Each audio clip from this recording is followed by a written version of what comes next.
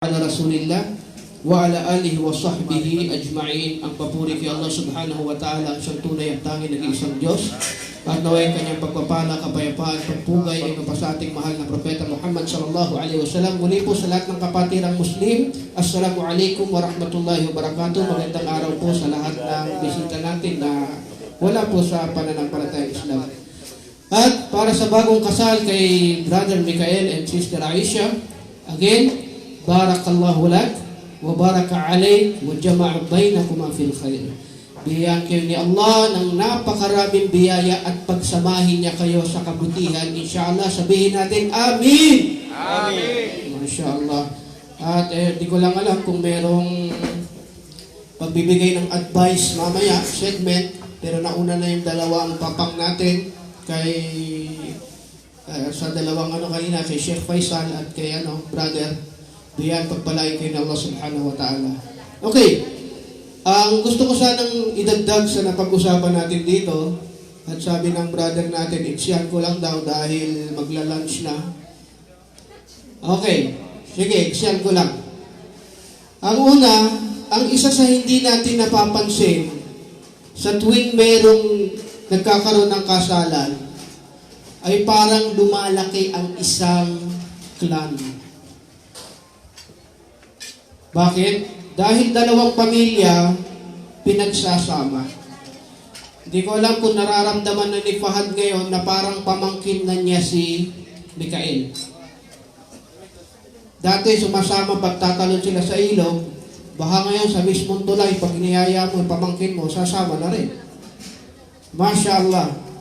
At napakaganda ng binasa ng kuya ni Fahad kanina sa Quran.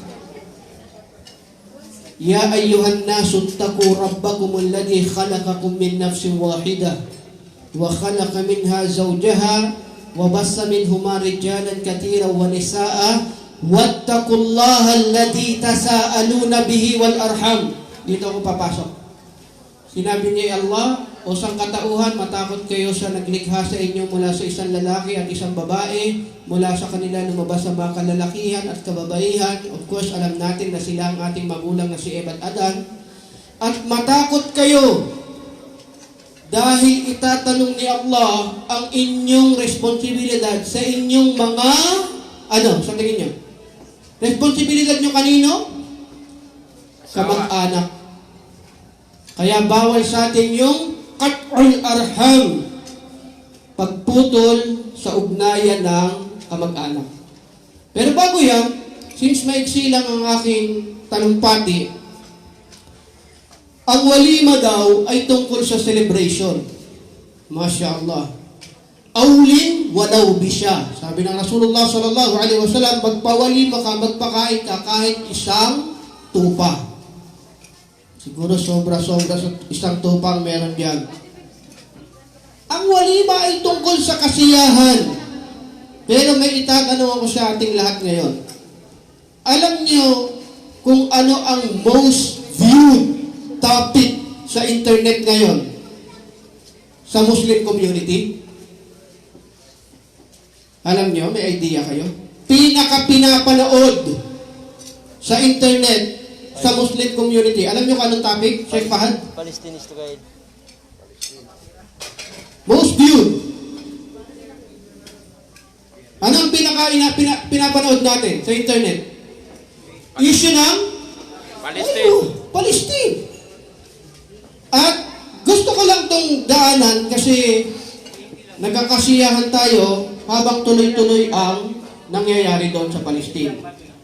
At sana makarating din ito sa mga kasamahan nating non-Muslim. Ito yung tanong, possible ba ang peaceful coexistence sa Jerusalem? Sa mga gutom, tinatanong ko kayo. Posible ba yung peaceful coexistence? Pwede ba magkaroon ng kapayapaan sa Jerusalem ngayon? May isi-share ako sa inyo. Ang Jerusalem nakuha ng mga Muslim sa ilalim ng kontrol ni Umar ibn al-Khattab radiyallahu anhu. Panahon pa niya. Imagine, that was 14th century ago. Wala pang Israel doon, wala pang Palestine doon.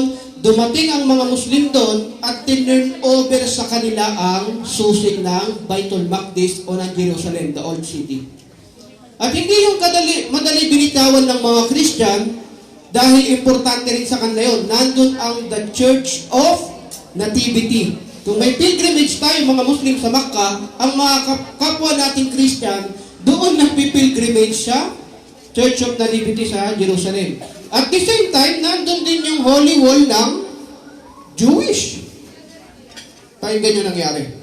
Sabi ng Christian ruler nung panahon na yon, ibibigay namin ang susi sa inyo kung ang magpupunta mismo dito ay si Omar ibn al-Khattab, yung leader nyo. Para wala ng gera, walang gulo, walang digmaan, walang tatalak na dugo, papuntahin nyo yung leader nyo dito, ibibigay namin yung susi. Sino kausap niya? Abu Ubaidah ibn al-Jarrah, siya yung general na Muslim. Pag nandito siya, ibibigay namin yung susi. Tingnan nyo si Umar galing sa Madina, naglakbay papunta ng Palestine, ng Jerusalem. At ititurn over ang isang malaking city. Ang paggayak na ginawa niya, nagyaya siya ng isa niyang katulong at dinala niya yung kanyang donkey. Pagdala ng donkey, ang usapan nila, sa travel na ito, hati tayo. Ako magdadrive, tapos ikaw naman, tapos ako naman, tapos ikaw naman, salitan. Para hindi mapagod masyado yung donkey, hindi pwedeng dalawa tayo nakaupo doon. Ganun kasi nung unang panahon just in case na hindi lang natin alam. And then, papasok na sila sa gate ng Palestine, ng Jerusalem, napunta yung turn na pagdadrive, nandun na sa kanyang katulong. So sabi ng katulong, Ya Amirul Mu'minin, pinuno ka. Ikaw yung dapat mag-drive dito at nakakahiya na ikaw yung maghahatak ng donkey para sa akin. Hindi, usapan ay usapan. Pinapa-imagine ko lang pinuno siya ng napakaraming Muslim that time. Pero naghihila siya ng donkey na ang nakaupo doon ay alipin. Tingnan niyo lang yung eksena. Sabi niya, hindi ba nakakahiya? Pumunta ka dito bilang pinuno, tapos i-turn over sa'yo ng susi, tapos ganyan, hindi ka man lang nag-ayos ng magandang damit. Sabi niya, hindi, ang usapan ay usapan. Pero hindi yan ang gusto kong bigyan natin ng pansin. Pagdating nila doon, habang ginagawa nila yung ceremony, by the way, naglatag sila ng carpet. Ang carpet na yun ay 2 kilometers ang haba para lang sa entrance na gagawin ni Omar ibn al-Khattab. Pero hindi yan ang punto ko. Ito lang yung punto ko. Inabot siya ng Salatul Asr habang sila ay nagtutur sa Jerusalem. I'm sure may background na tayo sa Jerusalem lahat ngayon. Pagdating ng Salatul Asr, ano gagawin ng Muslim? Sasambayan. Ang sabi niya dun sa Christian leader, kailangan ko po mag-salah dahil oras na ng dasal. Ang sabi ng Christian leader, dito ka na magsalah sa Church of Nativity. Welcome ka dito. Ano sabi ni Umar? Sabi niya, hindi. Bababa ako, lalabas ako.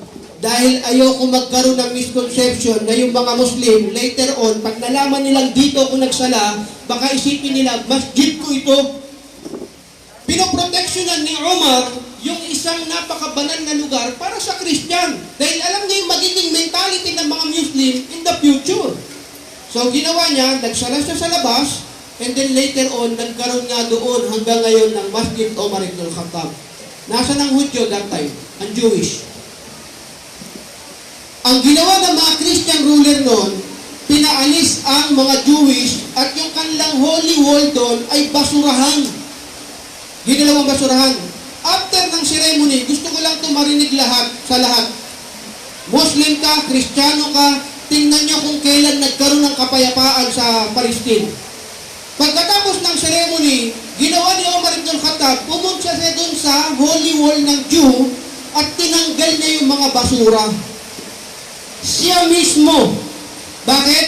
Dahil sa pamumuno ni Omar ibn al-Khattab, hindi niya pinagbawal na minirahan ang mga Jewish doon sa Palestine, sa Masjid al-Aqsa, sa Jerusalem. Kaya nakakalungkot lang para sa ating mga Muslim kung ano nangyayari ngayon doon sa Jerusalem.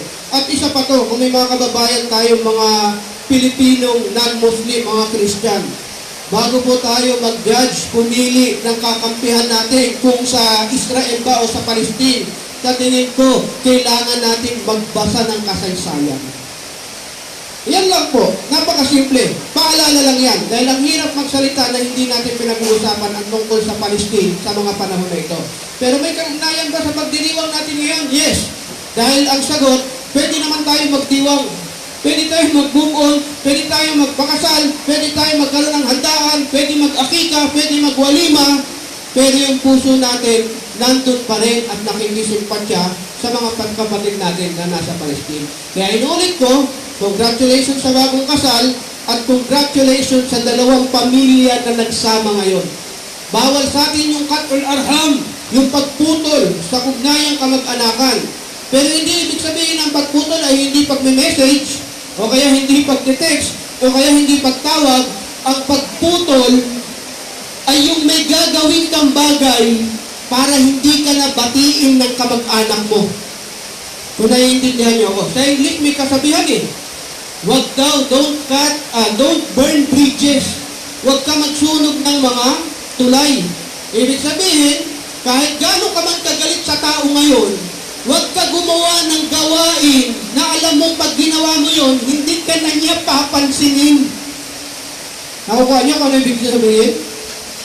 Yan ang totoo mga kapatid sa Islam. Maaari nakita mo yung kapatid mo, kamag-anak mo, kapwa mo, nagkamali ngayon, pero hindi ibig sabihin gagawa ka ng bagay para putulin mo ang ugnayan sa pagitan ninyo. Yan ang bawal sa Islam, katul arham. Kaya ngayon, isa sa pinagdidiwang natin ay pagkakaroon ng ugnayan ng dalawang magkamag-anak. So inuulit ko, yan lang ang masasabi ko. Nakakatuwa dahil si Brother Mikael ay isang kapatid natin na napaka-aktibo sa pagdadawa, pagpapalaganap ng Islam. Kaya natitiyak ko na inshallah bibiyayaan sila ni Allah at lalo pa siyang mas magiging epektibo sa larangan ng pagpapalaganap ng Islam. Dahil ngayon, meron ka ng katulong at yun ay si Aisha, inshallah ta'ala. So, barakallahu lak, wa baraka alayk, wa jama'a bainakuma fil khair, barakallahu fikum, jazakumullahu khairan, wa sallallahu ala nabiyina Muhammadin wa ala alihi wa sahbihi ajma'in. Assalamu alaikum wa rahmatullahi wa barakatuh. Waalaikumsalam warahmatullahi wabarakatuh. Jazakallahu khairan Ustaz, masyaallah. Sinaknalis din natin na si Dato Antawa Abuat at Bagulong Family. So, sa mga hindi pa natin nabanggit, mag-send lang po kayo ng inyong mga pangalan. So, pakiprepare lang po yung pagkain dahil malapit na. Inshallah. So, siyempre, hindi tayo matatapos at meron tayong special na bisita. Ating kagalang-galang na kapitan ng Barangay Los Piminda, si Kapitan Benjamin Marcha Jr. Sir, humingi po kami sa inyo na magbigay kayo ng mensahe sa amin at kami po ay masaya na kayo ay dumalo.